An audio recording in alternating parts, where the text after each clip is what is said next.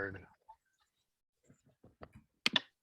We're Hi, live. everybody. Welcome back to Talking Threadheads. I'm Nicole Snyder. I'm joined by Chris Joseph. He's on mute right now, just like I always dreamed he would be. Actually, I This forgot is to hit mute.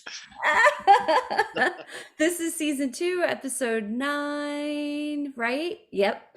Um, we are a podcast, but you can also find our beautiful faces on YouTube, where we post the Zoom video from every interview. And you can find us on every podcast thing that there is. I don't know. If you can think of it, we're probably on it. Anyhow, Chris, who are we with today? We have the wonderful Andre Bohren today, and welcome. Thank you. It's great to have you. It's good to be. truly good to see you. It's nice to be had and seen. So let's just launch in. Curious. I mean, you were born in New Orleans, right? Yeah. Yeah. Yeah, I was born in New Orleans in 1979. The ominous date of August 29th, which is now better known as Hurricane Katrina Day, and now Hurricane Ida as well. And the lesser thought about Hurricane Isaac in 2010 or 11. I don't remember exactly which, but it's also my birthday and a whole bunch of musical birthdays. I lived in New Orleans until I was 4. And then my family started traveling a lot. My dad was a solo artist, musician, so he was able to sort of take the family on the road, and we bounced around, lived in a trailer, an Airstream trailer pulled by a red and white 55 Chevy for 7 years, crisscrossing the country and following his tour schedule, and finally settled when we had, there were 3 kids when we started traveling. And when the 4th came along, that was too many for trailers. Amongst other things, kids, we were all getting older, and it was just not quite as realistic to maintain. So how did that work? Were you homeschooled? Yeah, I was homeschooled. Yeah. My mom always figured, well, she figured she knew more than, a 7-year-old, so she could we didn't really follow like a strict curriculum necessarily, but we were getting a pretty good education on life. So when we stopped traveling and we all started public schools, we were a little behind in some subjects, but we caught up pretty quick, and we were way ahead in other, we knew a lot more geography than any of the other kids did. So just to make sure I have the years right, you guys started traveling when you were 4 and you came back when you were around 11 or 12? Yeah. Wow. Yeah. But we didn't come back. We didn't move back to New Orleans at that point, though. Okay. We settled out west in Colorado for a couple of years, and then moved to Wyoming, which is where my dad was originally from. So I went to junior high and high school in Wyoming, and then we moved.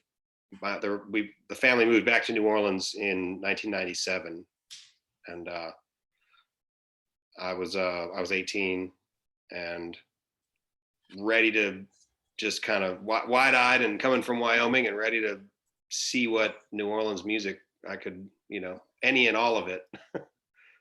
So did your interest in being a musician begin when you were touring with your dad? Yeah, I'm sure. I mean, when I was 7, I was going to be a rock and roll guitar player,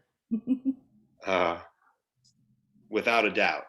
That was it. So, I mean, a lot of that was, I saw the movie La Bamba, and then it I've seen it again recently, and it didn't age as, it didn't have the same impact as it did when I was 7, but it hit me at the right age, and I got obsessed with 1950s rock and roll, and My dad got me a guitar. We certainly had guitars laying around, um, and started feeding me bootleg Radiators tapes. Because if you're a budding young guitar player, what better band to check out than the New Orleans Radiators, Um, How many of your siblings play music, or are you the only one? Professionally, I'm the only one. My little brother Tucker is a lawyer, but he plays a little bit of guitar, a little bit of piano. He's got a great ear. He can pick out tunes on the piano. My sister, who is 3 years younger than me, she played upright bass for a little while. She's the costume director for the Minnesota Opera, so she's very Wow. much in the arts world. My older brother is he runs a comic book shop in Bellingham, Washington, but he jokes he can barely play the radio, so he's a great appreciator of music, and but he also does a lot of he does album covers, and he did the last I don't know, dozen of my dad's records, layout and design, and he did mine. He does all my band's stuff. He's real good at that. So he's definitely artistic, but not so much on the musical side of things. I'm remembering the day I met you, and I wish I had remembered to bring up that photo because I would have flashed it on here.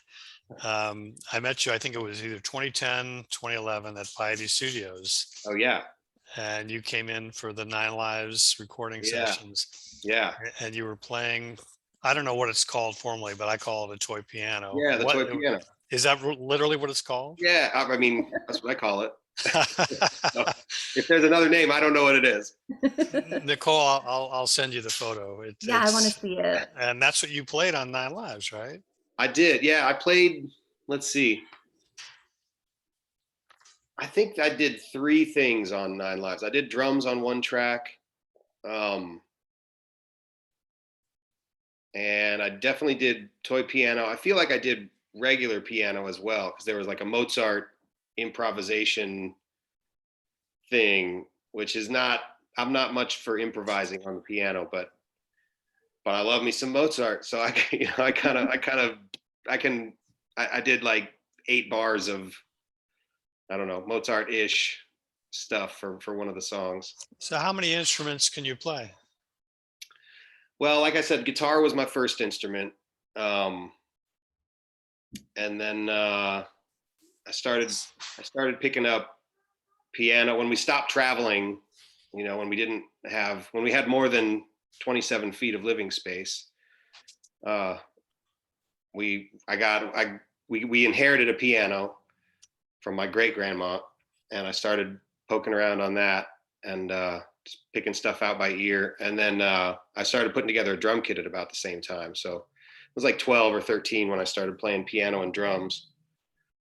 And then sometime in high school, I saw Bela Fleck and the Flecktones, and Victor Wooten, their bass player, is just beyond incredible with his, he does all kinds of tricks and fancy. He's real flashy. So I borrowed my uncle's bass and played bass nonstop for a while. So I play a little bit of bass, mostly drums and piano though. So that's what I gig on, drums and piano. And I'm assuming piano is your favorite. It just kind of depends on the setting. If it's I mean, there's nothing better than playing a really good rock and roll show on the drums and having it go really well. With the piano, I do, because of the nature. I mean, I play classical music on the piano, so it's a lot of solo stuff. So I have 100% artistic control over where things go musically. So that can be very satisfying as well. It can also be incredibly frustrating when, when some days my hands just don't work as well as I want them to, So you're in a lot of bands, like some other musicians. Yeah, yeah. You're in a lot of bands in New Orleans. Talk about that. Tell us about all your bands you're in. Well, but my main band um, is Johnny Sketch and the Dirty Notes, which we just had our 20th anniversary show. Wow. Yeah, speaking of, we were talking earlier about how crazy the timeline is. That's another kind of bonkers thing, 20 years is a long time. That's like a million in band years, you know. So that's kind of the main creative project, I guess, band wise. And then I also play with Rory Danger and the Dangers, that's a band that I kind of wish I wasn't in so that I could go see them, because the shows are a blast from my vantage point behind the drums, but I would love to be on the other side of it, and just kind of watch it all unfold. That's also the hardest band to get together because everybody's in a million different projects. So it's a rare occurrence, and worth the wait every time. I played with my dad a lot. He was largely a soloist, but when he had a band, I was usually in it. And let's see, I play with Dave Jordan from time to time. A lot of Threadheads here, I guess. Threadhead involvement. I play with Mike Duson a good bit. We're actually gearing up to. I'm going to produce a record for him at some point in the next year. He's one of my best friends. I have a Beatles cover band called the Walrus, and that band has been probably the busiest during the pandemic of any of my musical projects. We started doing some porch concerts, and people started calling us to play their porch. Turns out everybody likes the Beatles. Yeah. So who knew? Yeah, I know. This guy's really had it going on. And that's a really, really great one because because the material is so familiar, Mm-hmm. and it's really fun to learn the songs and kind of see how they're put together. And we've got 3 singers, so it's really nice to fill out all the vocal stuff and really make the songs happen, Let's see, I've been doing a lot of collaborations with the Electric Yacht String Quartet. And that's something I've been doing with piano and the string quartet. So we've done a bunch of concerts together where we'll do, some of them are like Pops concerts where we do like a set of Beatles music or a set of Queen. But other times we've done some very heavy duty classical programs. We've done a Rachmaninoff, like a 25-minute Rachmaninoff piano concerto.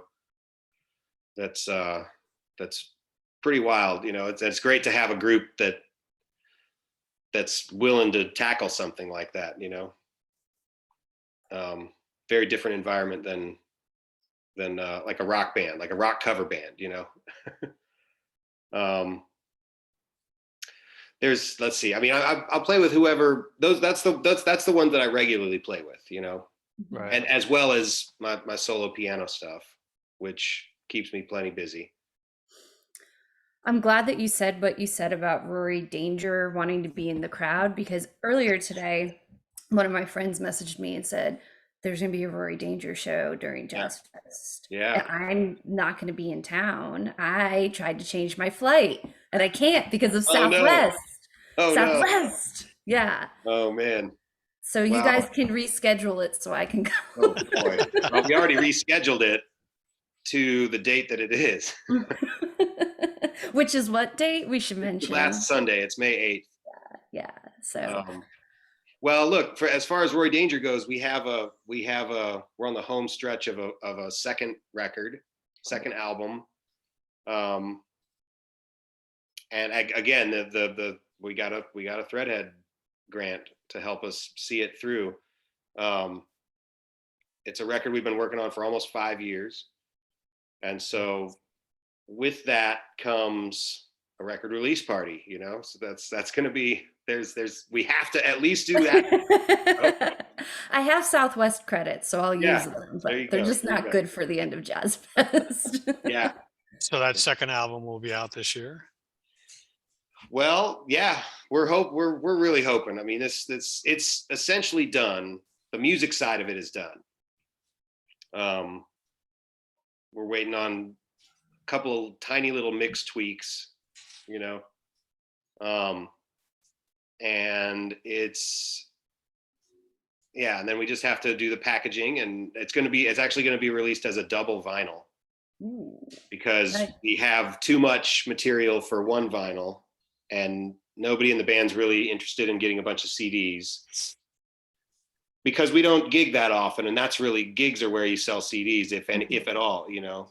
Mhm. So nobody wants to be stuck with boxes of CDs. So yeah, the double vinyl is what we're doing. It's a good record. It's a really good record. I'm really excited to lay I'm it on. excited. It's also got some of the last stuff that my dad recorded. You know, we recorded we had a session in, I think it was December of 2018, and he died in June of 2019. So this was some of the last stuff that nobody's ever heard for sure.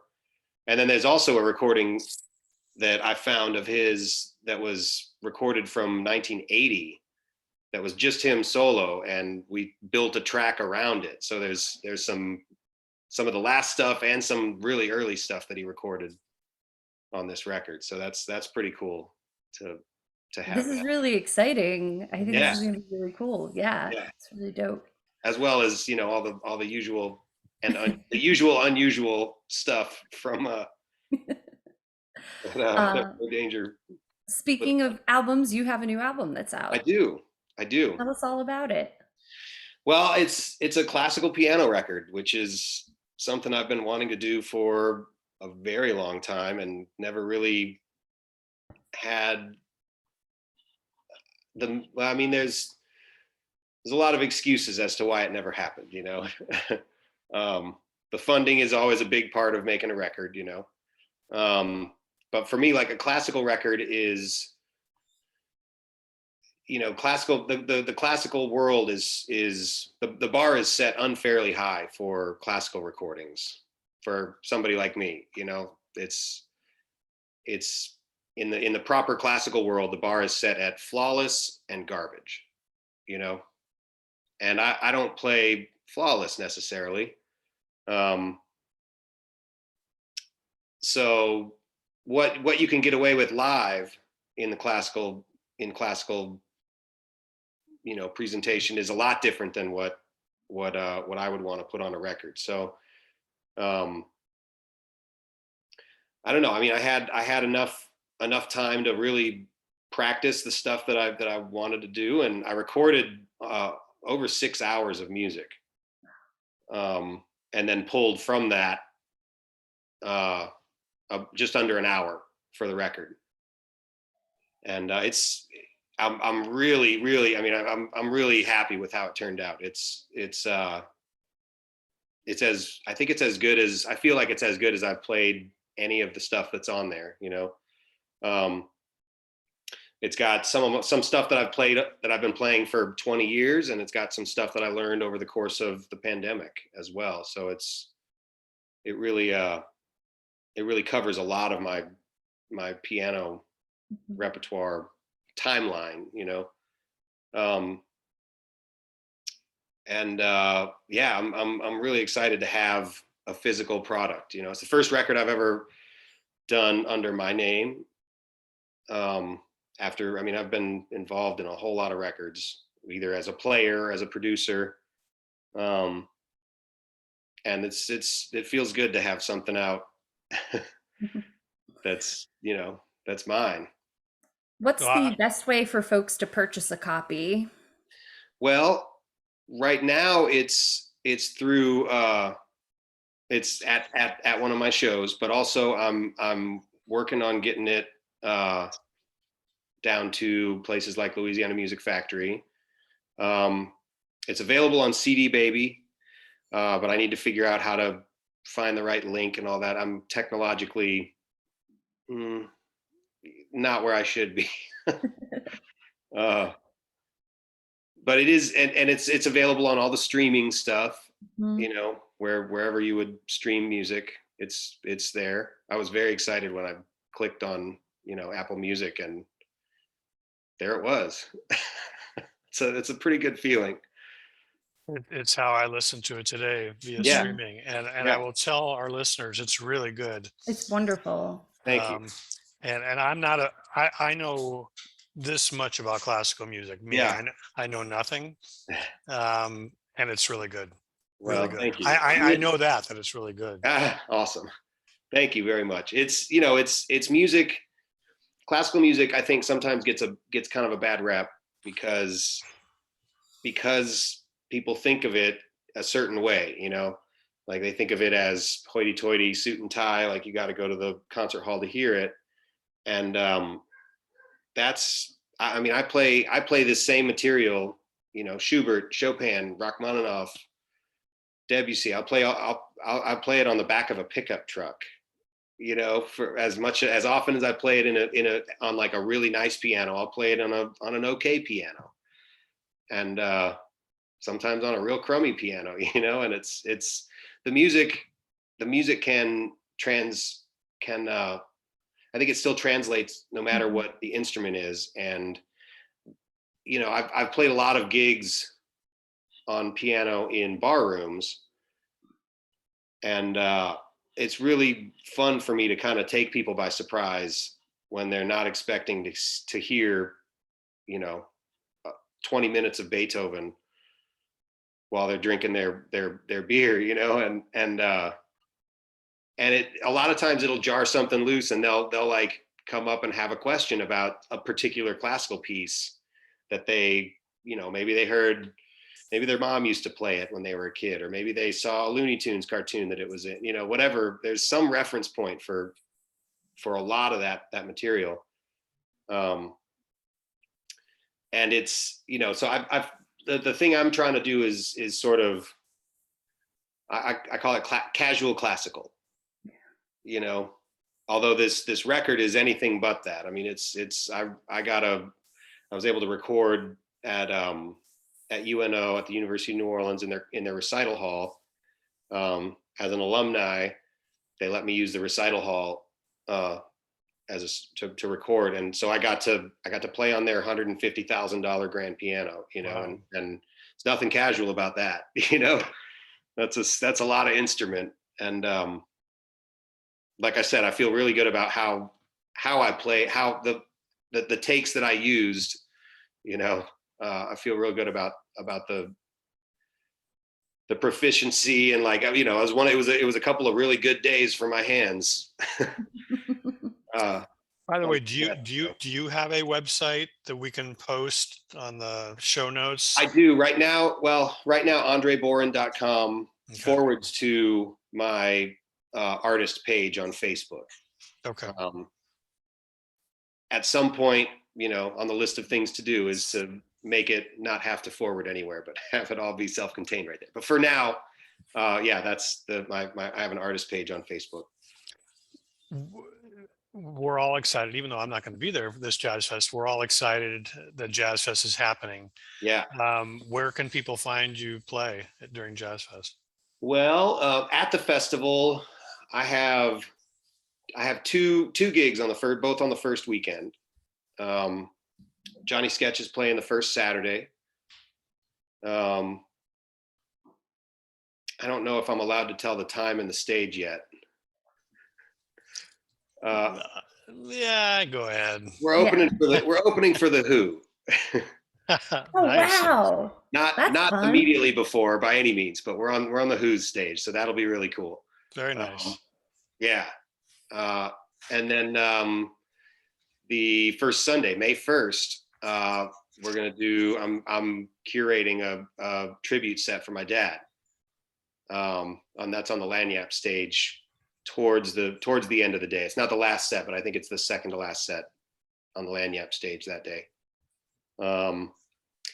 And that's been, you know, that was a set I was really touched that they asked for me to put together, you know, and then even more so when they called me, you know, when they were going to do the October Jazz Fest, and it was kind of a reduced jazz fest, you know, and that was going to be, and that was going to be on the list as well, on the schedule. So that, I mean, it's a set that they really want, and that's really pretty incredible to me, you know. I mean, you know, of course they're going to do the Dr. John tribute, like that's going to happen.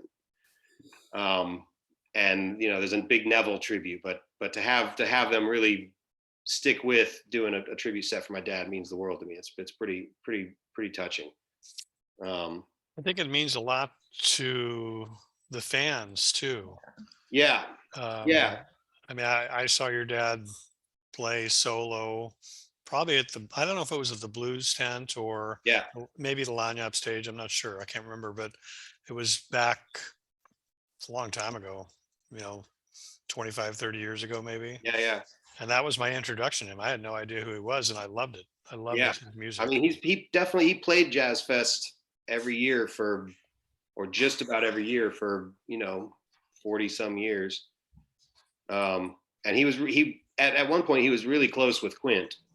When my dad got the first pressing of his very first album, he went over to Quint's house and they blasted it all night long, you know, on Quint's speakers. So, I mean, he definitely I don't know. It's definitely fits in with the Jazz Fest, you know, the Jazz Fest programming. I'm just really pleased and honored that they would ask me to do that and keep it on the schedule after all these delays, you know.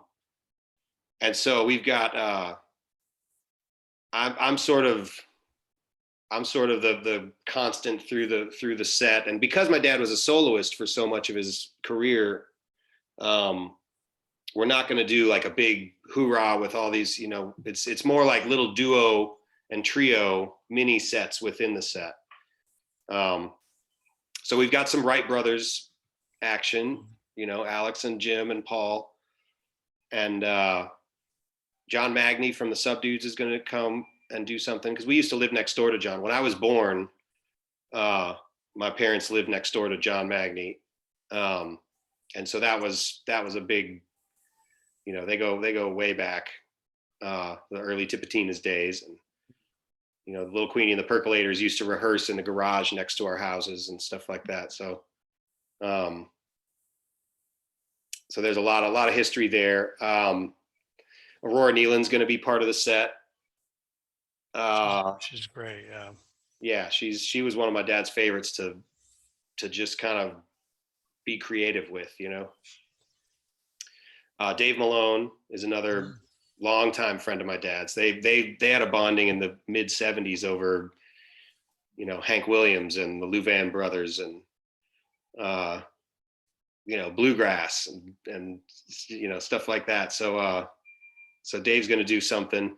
Dave Pomerleau from Johnny Sketch, who also plays bass with the Wright brothers and my dad's band, the Whippersnappers. He's going to be on bass as needed.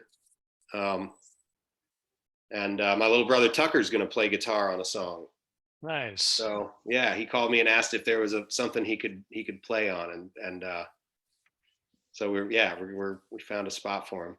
And what's that? Do you have all the songs picked out already? I'm pretty sure I've got the set pretty mapped out. You know, I've been second guessing it for 2 years because it's, you know, I definitely want it to be. I want it to be perfect, you know, of course, but it's going to be a great set no matter what happens, you know.